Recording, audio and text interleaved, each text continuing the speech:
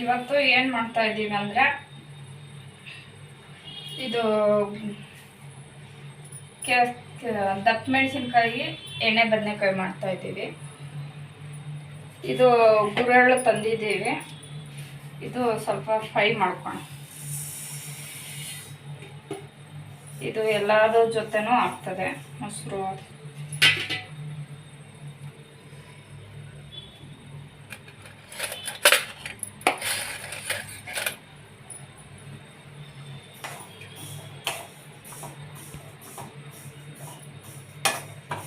Fry ಆಗಿದೆ. ಇದು ತೆಗೆದು ಬಿಡೋಣ.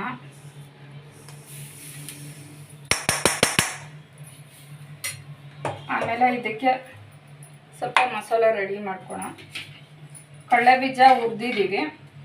ಕಡಲೆಬೀಜ ಹುರಿದು ಸ್ವಲ್ಪ ಈರುಳ್ಳಿ ಅದು ಸ್ವಲ್ಪ ಫ್ರೈ ಮಾಡ್ಕೋಣ. ಕೊತ್ತಂಬರಿ ಸೊಪ್ಪು,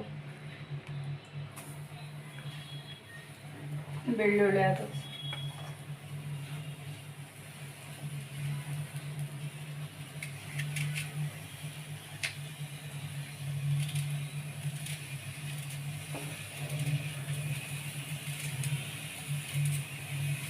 ಫ್ರೈ ಮಾಡಿ ಇದು ಸ್ವಲ್ಪ ಇದಕ್ಕೆ ಹಾಕೋಣ.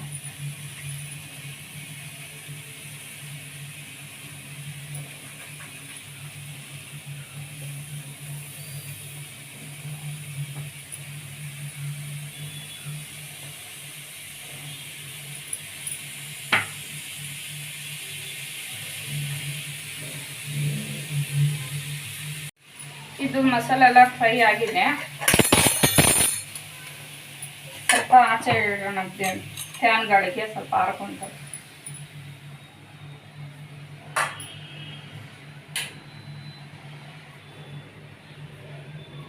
ಆಮೇಲೆ ಈ ಕಡೆ ರೆಡಿ ಮಾಡ್ಕೋಣ. ಕಡಲೆ ಬೀಜ ತೊಗೊಂಡಿದ್ದೀನಿ. ಇಷ್ಟು ಸಾಕು. ಯಾಕಂದರೆ ಸ್ವಲ್ಪನೇ ಇರೋದಲ್ಲ, ಹಾಗಾಗಿ ಅದು ಅಂದಾಜು ಪ್ರಕಾರ ಮಸಾಲೆ ಹಾಕು.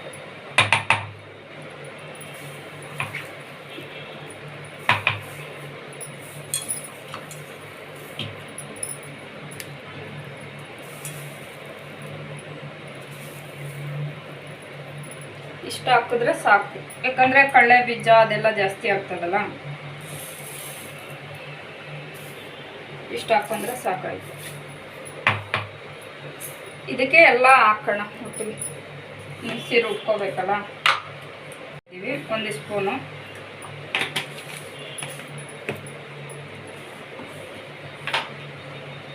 ಆಮೇಲೆ ಚಿಲ್ಲಿ ಪೌಡ್ರು 1 ಸ್ಪೂನು,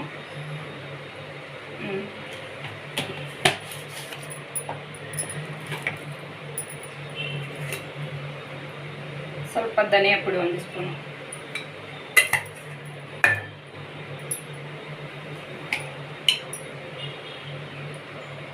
ಸ್ವಲ್ಪ ಅರಿಶಿನ,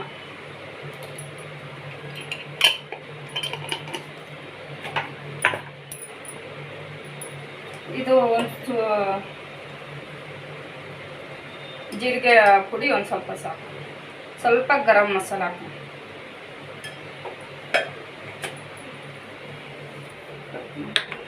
ಫ್ರೈ ಆಗಿದೆ. ಇದು ಮಸಾಲ ಹಾಕಿದ್ದೀವಲ್ಲ, ಇದು ಸ್ವಲ್ಪ ಹಾಕ್ಕೊಂಬಿಡೋಣ ರುಬ್ಕೊಳ್ಳೋದು.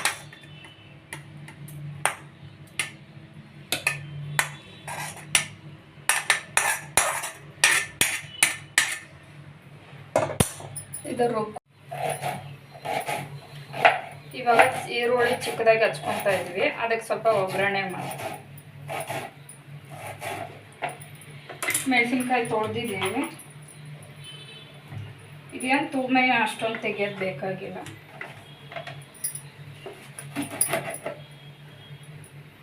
ಈ ಥರ 2 ಭಾಗ ಮಾಡ್ಕೋಬೇಕು.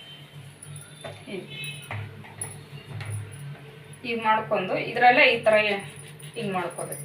ಇದೇನು ಆಗಲ್ಲ ಒಳಗಡೆ ಐತೆ. ಈ ಥರ ಹೀಗೆ ಈ ಥರ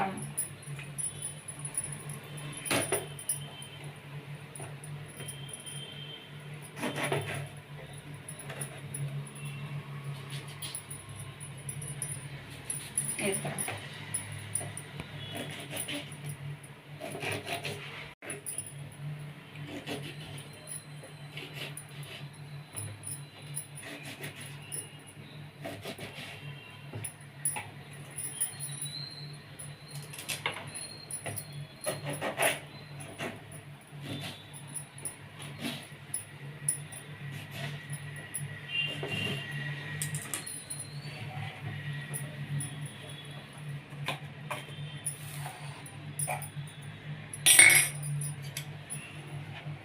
ಇದು ಸ್ವಲ್ಪ ಎಣ್ಣೆ ಸೇರಿಸ್ಕೊತಾ ಇದ್ದೀವಿ. ಸಾಕಿಷ್ಟು ಎಣ್ಣೆ ಆದರೆ ಅದರಲ್ಲಿ ಕಡಲೆ ಬೀಜ, ಅದರಲ್ಲಿ ಎಣ್ಣೆ ಇದೆ, ಗುರೆಳ್ಳು ಇದೆಯಲ್ಲ ಅದರಲ್ಲೂ ಎಣ್ಣೆ ಸಿಗ್ತದೆ. ಸಾಕಿಷ್ಟು ಎಣ್ಣೆ ಆದರೆ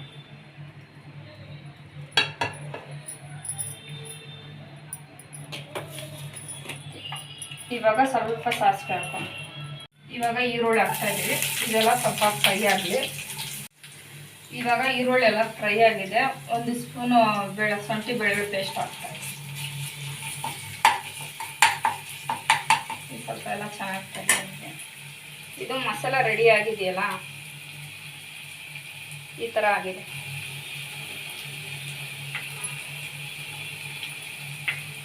ಆ ಮಸಾಲ ಇವಾಗ ಎಣ್ಣೆ ಬದನೆಕಾಯಿಗೆ ಹೆಂಗೆ ಪ್ಯಾಕ್ ಮಾಡ್ತೀವಿ ಅದೇ ಥರ ಈ ಥರ ಮಾಡ್ಬೋದು. ಸೇಮ್ ಇದಕ್ಕೆ ಕವರ್ ಮಾಡ್ಕೊಳ್ಳೋ. ಇದೆಲ್ಲ ಫ್ರೈ ಆಗಿದೆ. ಇದರ ಜೊತೆಲಿ ಇದಾಗ್ತದೆ ಈ ಥರ.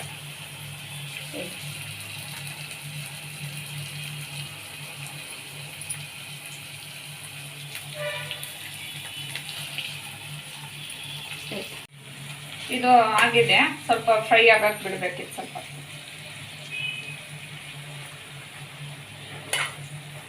ಹುರಿಟ್ಬಿಟ್ಟು ಸ್ವಲ್ಪ ಫ್ರೈ ಆಗಿ ಕವರ್ ಮಾಡಿಬಿಟ್ರೆ ಅದು ಸ್ವಲ್ಪ ಫ್ರೈ ಆಗ್ತದೆ.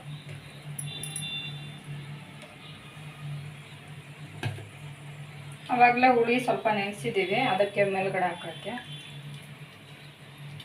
ಸ್ವಲ್ಪ ಹುಳಿ ಕಿಚ್ಚಿಟ್ಕೊಂಡು.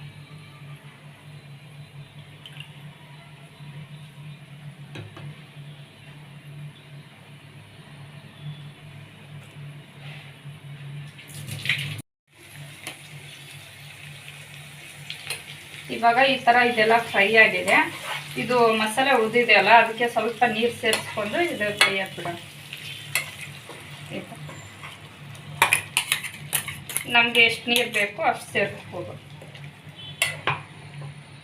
ಅಂದರೆ ಎಣ್ಣೆ ಬದನೆಕಾಯಿ ಅಂದರೆ ಸ್ವಲ್ಪ ಗಟ್ಟಿನೇ ಇರಬೇಕು.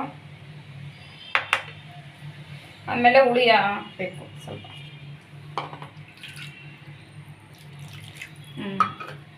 ಇದೆಲ್ಲ ಸ್ವಲ್ಪ ಬೇಯಲಿ. ನೀರಿನ ಸ್ವಲ್ಪ ಸೇರಿಸ್ಕೋಣ.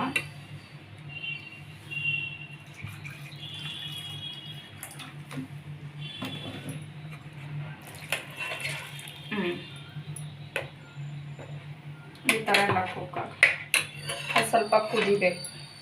ಚೆನ್ನಾಗಿ ಎಣ್ಣೆ ಬಿಡೋ ತನಕ ಕುದಿಬೇಕು.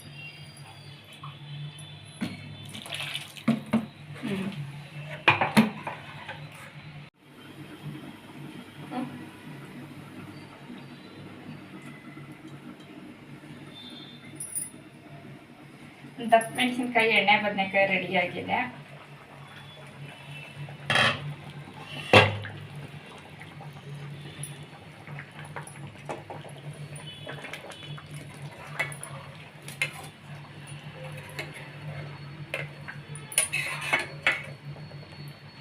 ಸಾಕು ಎಷ್ಟು ಸೇರಿಸ್ಕೊಂಡು.